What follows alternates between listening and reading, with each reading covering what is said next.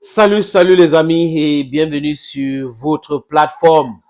It's always an immense pleasure to know that you're watching videos on this platform, and we're so happy. We know that you share videos, you share opinions. At times, our opinions differ, but the common goal is for the liberation of Africa. That's what we're gearing towards, all of us who are present here, all of us who watch videos on this platform. Thank you again for watching videos on this platform. Les amis, au nom de la jeunesse africaine, au nom de la jeunesse nigérienne, au nom de la jeunesse malienne, au nom de la jeunesse burkinabé, au nom de la jeunesse ivoirienne, au nom de la jeunesse guinéenne, comorienne, malgache, au nom de la jeunesse sénégalaise, de la jeunesse gabonaise, camerounaise, congolaise, centrafricaine, capverdienne, somalienne, kenyenne, sud-africaine. Les amis, je demande pardon à Emmanuel Macron. Emmanuel Macron, c'est quelqu'un de très important pour nous, jeunes Africains. Nous devrons tous lui demander pardon, les amis. On a fait beaucoup d'erreurs en s'attaquant à Emmanuel Macron et en s'attaquant aussi à l'élite française, qui est dirigée aujourd'hui par Emmanuel Macron. C'est quelqu'un de bien. Tout Africain digne de ce nom devait se rejoindre à moi pour demander pardon à Emmanuel Macron. Emmanuel Macron, nous vous demandons pardon. Et si j'étais le porte-parole de la jeunesse africaine, je devais de façon officielle écrire même une correspondance envoyée à l'Élysée, désolé les amis, pour pouvoir exprimer ma gratitude à Emmanuel Macron et les regrets aussi autour des différentes attaques des jeunes Africains à son endroit. C'est quelqu'un qui est bien, c'est quelqu'un qui aime l'Afrique, qui adore l'Afrique, les amis. Quand j'ai fini de dire ça, je vous explique pourquoi je dis cela. Écoutez-moi bien, les amis. C'est la stupidité, l'entêtement, la brutalité, la non-maîtrise de l'Afrique d'Emmanuel Macron qui nous a aidés aujourd'hui à acter de façon sérieuse la libération économique de l'Afrique. J'espère que vous avez compris. S'il n'y avait pas Emmanuel Macron, imaginez que c'était François Mitterrand qui était président. Imaginez que c'était Jacques Chirac qui était président. Ça devait être difficile pour nous. On a eu Nicolas Sarkozy. On n'a pas pu capitaliser sur Nicolas Sarkozy avec ses stupidités à nul autre pareil. Un monsieur qui est hors sujet, qui pense qu'il est intelligent alors qu'il a un petit cerveau, qui est venu à l'Afrique dire que l'homme noir n'est pas suffisamment entré dans l'histoire. Et Abdoulaye Wade, maître Abdoulaye Wade, n'a pas eu le courage de lui rappeler à l'ordre. Vous comprenez un peu, les amis? Il n'a pas eu le courage de lui dire, hey, stop, monsieur, oh, ça suffit là. Et Macron arrive. Bon, on ne va pas parler de François Hollande. Macron arrive. Macron dit c'est une relation avec les Africains décomplexés, il n'y aura plus la France-Afrique. Mais il a cru qu'il était en train de nous mener en bateau. Vous savez, avec ce discours politicien, voilà, et le laisse-brouf acté comme stratégie pour amadouer le peuple africain, il a pensé qu'avec le discours, on pouvait se nourrir, les amis. Mais on a bien compris qu'on ne se nourrit pas des discours. Non, le peuple africain a compris que son problème, ce n'est pas des discours. C'est les actes posés. Vous comprenez un peu, les amis?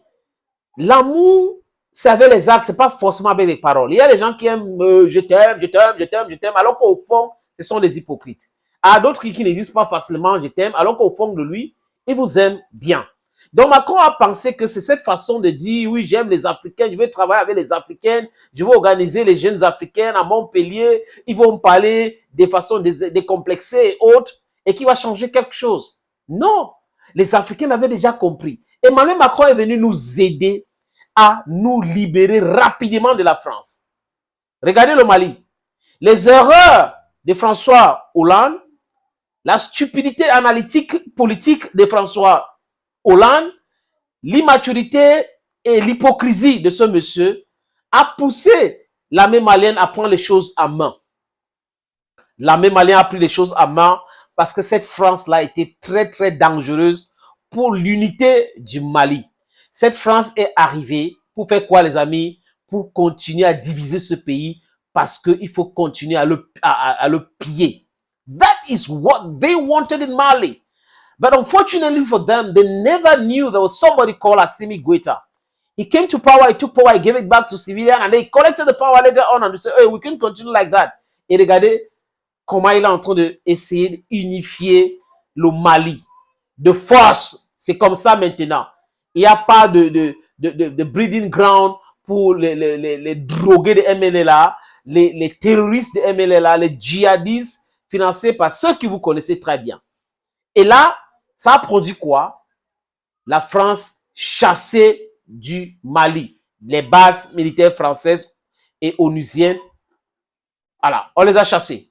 Ils ont pensé que ça devait être le chaos. Malheureusement pour eux, ce n'est pas le chaos. Le chaos est resté dans leur cerveau. India Mendula Oblongata, dear friends. Et là, au Burkina Faso, Ibrahim Traoré a pris les choses en main. Le rebond, Assimi Goïta a envoyé, il a pris. Il a dit, sortez de chez moi, partez chez vous. Toutes les négociations, les promesses et tout, non, non, non, non, partez chez vous. Les amis. Et là, les Nigériens observaient. Comment on va faire alors que la France a installé de façon cynique un monsieur qu'on appelle Bazoum, qui est un agent spécial, qui travaille comme un agent de renseignement français et qu'on a imposé comme président au Niger, qui insultait les Nigériens tous les jours, ce sont les broussards, ce n'est que les Niamiens, ceux qui habitent Niamey, qui sont des citadins. Tiani a observé avec ses amis Modi, le général Salifou Modi, et les autres que je n'ai pas cités, les amis, salut l'armée nigérienne, et bam, ils ont choisi le bon moment et ils ont exclu Bazoum de façon paisible du pouvoir. Prenez ces trois pays, regardez les amis, tout ce qui s'est passé au Mali, il n'y a pas eu mort d'homme.